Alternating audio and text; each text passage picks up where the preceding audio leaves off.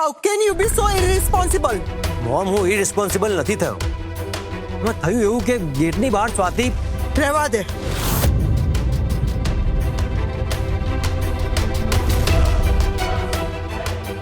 મારે તારી કોઈ વાત નથી સાંભળવી. મોમ, મારી આખી વાત તો સાંભળો. અરે તું કેમ નથી સમજતો કે એ છોકરી સાથે હવે આપણો કોઈ સંબંધ નથી? તો શું? અને સિદ્ધાર્થ જેવા સિદ્ધાર્થને પણ પોતાના આંગળીના ટેરવે નાચતો કરી દીધો છે. એ સ્વાતિને હાથ પગ જોડીને કહે છે કે તું આ ઘરમાં પાછી આવી જા. અને તારા ભાગ્યમાં શું આવ્યું રૂપા? મહેણા, ટોણા, બદનામી ને આ ઘરના બધાનું સહન કરવાનું. એ જ તો. તને ખબર છે સ્વાતિ દેખાવમાં ભલે ભોળી લાગે પણ એ જેવી છે એવી દેખાતી નથી. એ જેટલી જમીન પર દેખાય છે ને એનાથી 10 ગણી વધારે જમીનની અંદર છે. હવે તો એ બધી મને ખબર પડી જ ગઈ છે. રૂપા, તું અત્યારે જે અપમાનના ગૂંઠડા પીને જીવી રહી છે શું એ જિંદગી છે? રૂપા, તારી સગ્ગી નાની બેને તારા નાક નીચે એવો ચૂનો લગાડ્યો કે તું એનો સ્વાર્થ પણ ના સમજી શકી. યાદ રાખજે રૂપા, તારી આંખોની સામે સોનાની નદી વહે છે તો પણ તું તરસી મરે છે. કેમ કે તને દાનમાં તાંબુ મળ્યું છે, સોનું નહીં. સાચી વાત છે તમારી. બેઠા, મેં તો દુનિયા બહુ જોઈ છે. પરિવારની મોટી દીકરી હંમેશા મૂર્ખ અને ભોળી જ સાબિત થાય છે અને નાની દીકરી માસ્ટર માઇન્ડ નીકળે છે. મારી સાથે પણ એવું જ થયું છે. અરે હજી તો એવું થશે કે જો સ્વાતિ આ ઘરમાં પાછી આવી ગઈ તો એ પાટીદાર પરિવારની બનશે રાજરાણી અને તું હોઈશ નોકરાણી. ના ના, હું આવું ક્યારેય નહીં થવા દઉં. તું શું ન થવા દે? આમાં આ ઘરમાં એક સામાન્ય મેનેજરની પત્નીની ઓકાત વગર પગારની નોકરાણીથી વધારે ક્યાં છે? ના, હું એ સ્વાતિને ક્યારેય આ ઘરમાં પગ મૂકવા જ નહીં દઉં. મારું નસીબ ફૂટ્યું છે ને તો હું એ સ્વાતિના જીવનમાં એવું તોફાન લાવીશ કે એ ક્યારેય શાંતિથી જીવી જ નહીં શકે.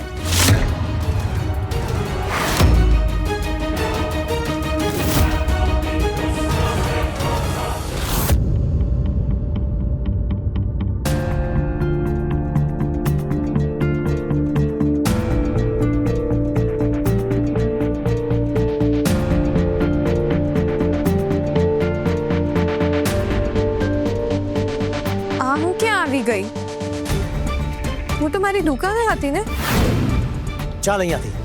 આ છોડો મારો.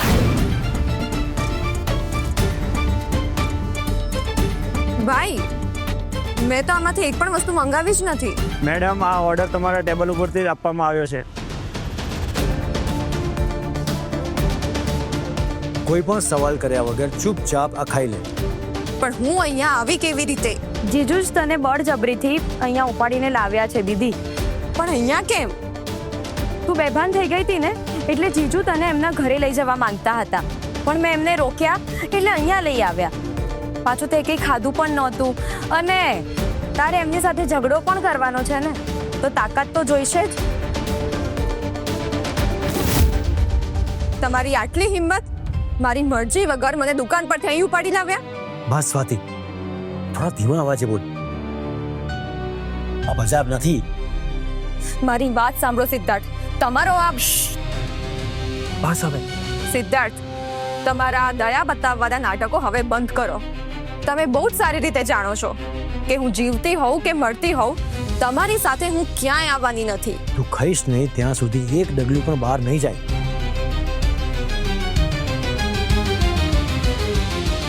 આંટી મને બચાવો ને, આંટી મને બચાવો ને.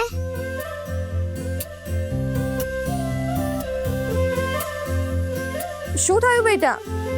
કોનાથી બચાવું તને? અને તારું નામ શું છે? મારું નામ ક્રિશા છે.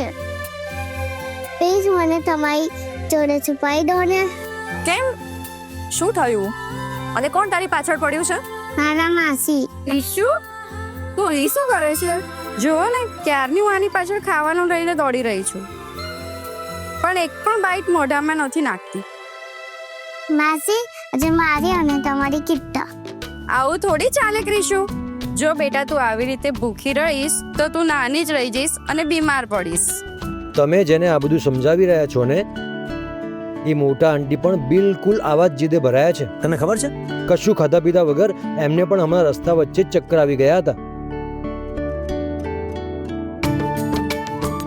આંટી તમે પણ ખાવાની બાબતમાં અંકલ સાથે કેટલા કરી છે. જો બેટા તું સરખું જમીશ નહીં ને તો નાની જ રહી જઈશ. બાળકને જો મોટા થવું હોય, શક્તિશાળી બનવું હોય ને તો પ્રોપર જમવું તો પડે ને. જો તું જમીશ તો જ તારા શરીરમાં તાકાત આવશે. મારા માસી મારા ઉપર બહુ ગુસ્સો કરે છે એટલે મને નથી ખાવું. બેટા એ તો તું જમતી નથી ને એટલે માસી તારા પર ગુસ્સો કરે છે. જો તું ડાઈ દીકુ બનીને જમી લઈશ ને તો માસી તને નહીં ખીજાય. સાચે જ તો એક શરત પર ખાવા માટે તૈયાર છું. અચ્છા, વળી તારી કેવી શરત છે? અંકલે કહ્યું તમને પણ ચક્કર આવ્યા હતા, તમે પડી ગયા એટલે પહેલા તમારે ખાવું પડશે. પહેલા અંકલ પોતાના હાથથી તમને ખવડાવશે, પછી હું ખાઈશ.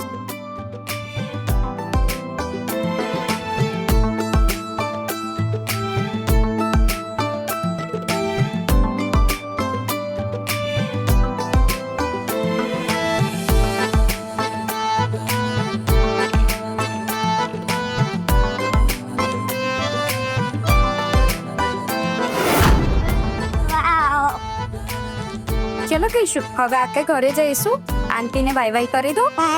બાય. રિંકુ ચાલ, હવે 1 મિનિટ પણ આપણે રોકાવું નથી. બહુ કામ બાકી છે. સ્વાતિ, બહુ નાટક થઈ ગયા તારા. હવે રોડ ઉપરથી તારો સ્ટોલ બંધ કર અને ચૂપચાપ ગાડીમાં બેસીને મારી સાથે ઘરે ચાલ.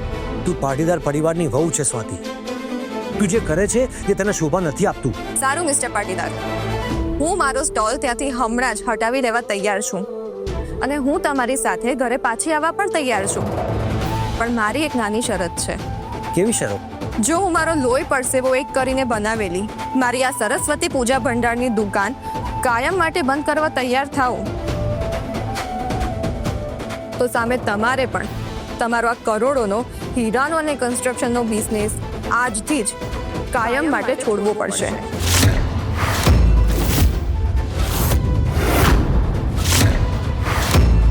કેમ સિદ્ધાર્થ પાટીદાર, પોતાનું સર્વસ્વ છોડવાની વાત આવી તો તમારો ચહેરો કેમ ઉતરી ગયો?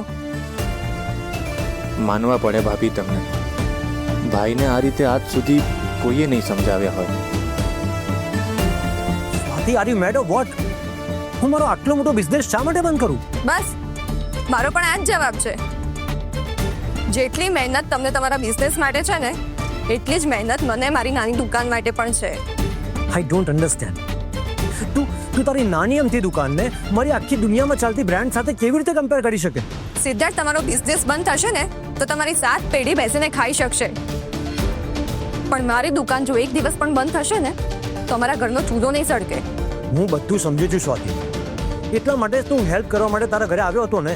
જે હાથ મારી દુકાન તોડાવી શકે છે એ હાથ પર હું વિશ્વાસ કેમ કરું? આ જ તારો સૌથી મોટો પ્રોબ્લેમ છે. તું મારી કોઈ પણ વાત શાંતિથી સમજતી જ નથી. સત્તા બતાવીને ક્યારેય કોઈનો વિશ્વાસ ના જીતી શકાય મિસ્ટર પાટીદાર. સ્વાતિ, તું જીદમાં બહુ મોટી ભૂલ કરી રહી છે અને જ્યારે તને સમજાશે ને ત્યારે પાછા આવવાનો કોઈ રસ્તો નહીં મળે તને. મને રસ્તા પર લાવીને હવે મને રસ્તો બતાવો છો? જો સ્વાતિ, શરત મંજૂર હોય તો બોલો. હું પાટીદાર હાઉસમાં આવવા તૈયાર છું. તારા જેવી જિદ્દી છોકરી મેં મારી આખી લાઈફમાં ક્યારેય નથી જોઈ. અને તમારા જેવો અહંકારી પુરુષ પણ મેં ક્યારેય નથી જોયો. હે ભગવાન, ભાઈએ ભાભીને એટલા પ્રેમથી જમાડ્યા તો પણ કંઈ સરખું ના થાય. બંને ફરી ઝઘડવા લાગ્યા. હા, તો મારી દીદી પણ આટલી સહેલાઈથી હથિયાર હેઠા મૂકી દે એમાંની નથી. હા, તમે કેવા સિસ્ટર છો? ત્યાંય બંને ઝઘડી રહ્યા છે તો તમે અહીંયા બિંદાસ નાસ્તો કરો છો. થેન્ક્સ મને યાદ અપાવવા માટે કે ક્રિમિનલ સાથે કોઈ દિવસ નાસ્તો ના કરાય. ક્રિમિનલ એટલે? મેં શું કર્યું? તે અને તારા ભાઈએ અમારી દુકાન તોડાવી નાખી તો તમે લોકો ક્રિમિનલ જ થયા ને. હું મારી મમ્મીના સમ ખાઈને કહું છું કે કે આમાં અમારો કોઈ હાથ નથી. મારો વિશ્વાસ રાખો. રિંકુ,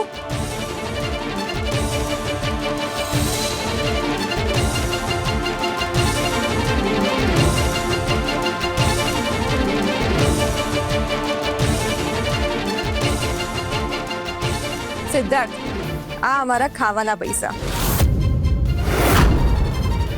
ચાલ રિંકુ. સ્વાતિ, ઇટ્સ ઇનફ નાઉ. તું મને શેના પૈસા આપી રહી છે? હા, ઓકાત શું છે તારી મારી સામે? સાચી વાત કહી. મારી ઓકાત શું છે? કઈ વાંધો નહીં, સમય આવે ખબર પડી જશે. સાંભળી લે સ્વાતિ, આજ પછી આ સિદ્ધાર્થ પાટીદાર ક્યારેય તારું મોઢું નહીં જોવે. આજથી આપણા રસ્તા અલગ છે. મેં મારો રસ્તો ક્યારનો અલગ કરી જ દીધો હતો. તમે જ વારંવાર મારી સામે આવો છો. નહીં આવું, હવે પછી નહીં આવું. Let's go Kunal.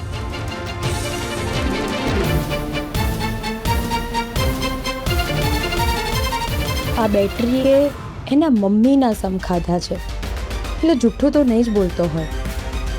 પણ જો દુકાન આ લોકોએ નથી તોડાવી તો આ બધું કરાવ્યું કોણે?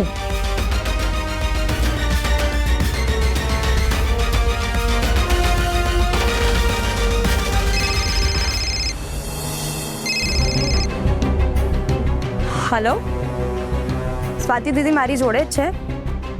હા, આપું ફોન. દીદી, તારા માટે ફોન છે. હેલો, હા, શું?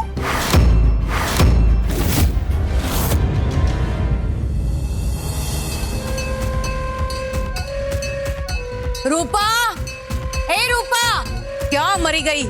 હજી સૂતી છે કે શું? જો 2 મિનિટમાં ચા નહીં લઈને આવે ને તો તારું આવી બનશે. ભાભી, મોટા ભાભી, બહાર એક આશ્ચર્યજનક ઘટના ઘટી ગઈ છે. પ્રકાશ કુમાર, શું થયું? સવારમાં શેરની રાડો પાડો છો? હું કહીશ તો તમને વિશ્વાસ નહીં આવે. વાત શું છે કુમાર?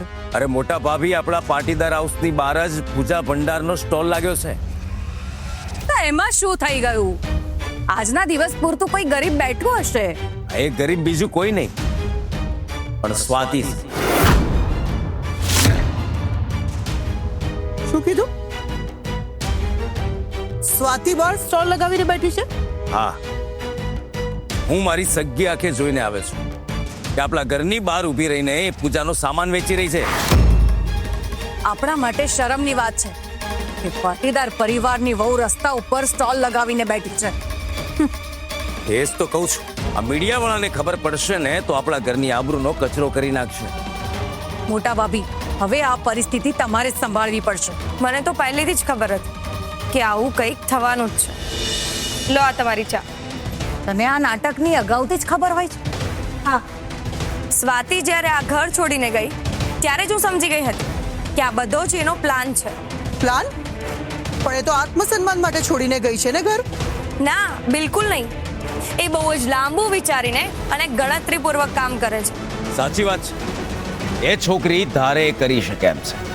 હા, અને એને આ બધું શા માટે કર્યું ખબર છે? ફક્ત ને ફક્ત પાટીદાર પરિવારનું અપમાન કરવા માટે. મોટા ભાભી, રૂપાની વાત ખોટી તો નથી. તમે શાંત મગજે વિચારો. સિદ્ધાર્થ એને પોતે લેવા ગયો તો પણ એ ના આવી. એનો અર્થ એવો નીકળે છે કે આપણું નાક કપાવા બેઠી છે. ને એ પણ આપણા ઘરના આંગણામાં જ ઊભી રહી. એ ગમે તેમ કરીને આપણને નીચા બતાવવાની એક પણ તક નથી છોડતી. અને ખાસ કરીને તમારું જ અપમાન કરવા માંગે છે. એ છોકરીએ હદ બારની મનમાની શરૂ કરી દીધી છે.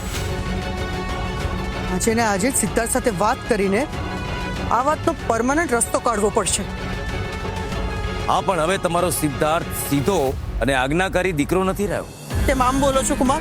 અરે મોટા ભાભી, શું કહું તમને, મને હમણાં જ સમાચાર મળ્યા છે કે સિદ્ધાર્થ સ્વાતિને લઈને કોઈ કેફેમાં ગયો છે. કુમાર, તમારી કઈ ભૂલ થતી હશે. મારો સિદ્ધાર્થ આવું ના કરે. ના, શું કરે?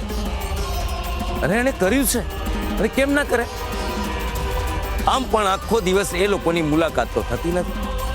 માંડ એકાંતમાં ટાઈમ સ્પેન્ડ કરવાનો ચાન્સ મળ્યો હોય તે થોડી છોડવાનો છે. હું આ વાત ક્યારેય નહીં માનું. મેં કહ્યું હતું ને મોટા ભાભી કે તમે નહીં માનો. હવે એનાથી મોટી વાત, દુકાન સંભાળતા સંભાળતા સ્વાતિને ચક્કર આવ્યા તો સિદ્ધાર્થ એને ઉચકીને લઈને ગયો. એ શક્ય જ નથી. આજે સિદ્ધાર્થની ઓફિસમાં એક ઇમ્પોર્ટન્ટ મીટિંગ છે અને કાલે તો મોટી ઇવેન્ટ છે. જો એ મીટિંગ છોડીને ગયો હશે તો એનો અર્થ એવો છે કે વહુના પાલવે બંધાઈ ગયો છે. ના મીનાક્ષીબેન, આવા સમયે મારો સિદ્ધાર્થ એ છોકરી પાછળ ટાઈમ વેસ્ટ કરે અને એ પણ મીટિંગ છોડીને. આ વાત હું ક્યારેય નહીં માનું. મોમ એકચ્યુઅલી અમને થોડું મોડું થઈ ગયું હતું એટલે અમે મીટિંગ અટેન્ડ ના કરી શક્યા. સિદ્ધાર્થ, કે પ્રકાશ કુમાર જે કહી રહ્યા છે એ બધું સાચું છે? તું મીટિંગમાં નહોતો પણ એ છોકરી સાથે હતો. હા મોમ.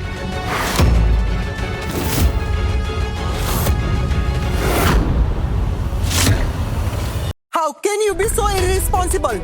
મોમ, હું ઇરરિસ્પોન્સિબલ નથી થયો. એમાં થયું એવું કે ગેટની બહાર સ્વાતિ. રહેવા દે.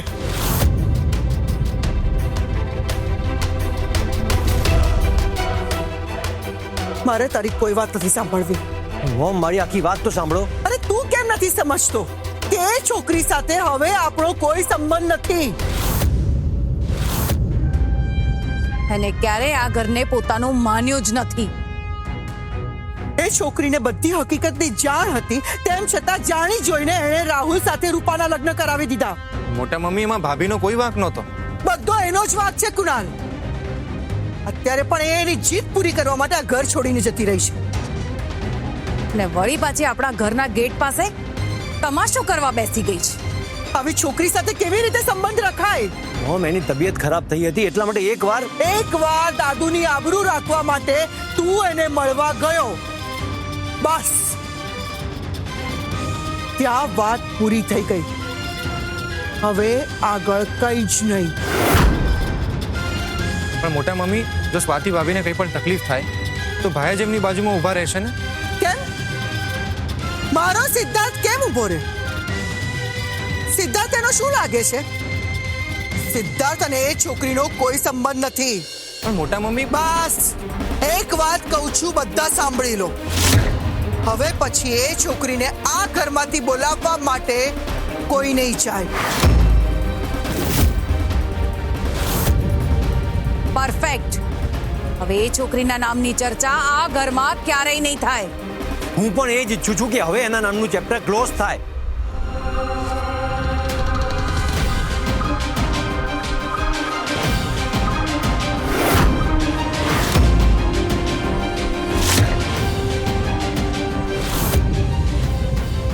ભલે ભાઈ અત્યારે આવું બોલ્યા, પણ એ અને ભાભી એક તો થશે જ. મારું મન કહે છે કે કોઈને કોઈ ચમત્કાર જરૂર થશે અને ભગવાને જ કંઈક કરવું પડશે. વંદના, તું સવારની ક્યાં ગઈ હતી ને કોઈને કંઈ કહ્યું પણ નહીં? હું છે ને મારી એક જૂની બેનપણી છે ને એને હું જરા મળવા ગઈ હતી. વંદના, સાચું બોલ, વાત શું છે? પપ્પા, હું કહું છું કે માં કઈ બેનપણીને મળવા ગઈ હતી? માં પરેશ કાકાની સોનાની દુકાને આ ઘરેણા ગીરવે મૂકવા ગઈ હતી.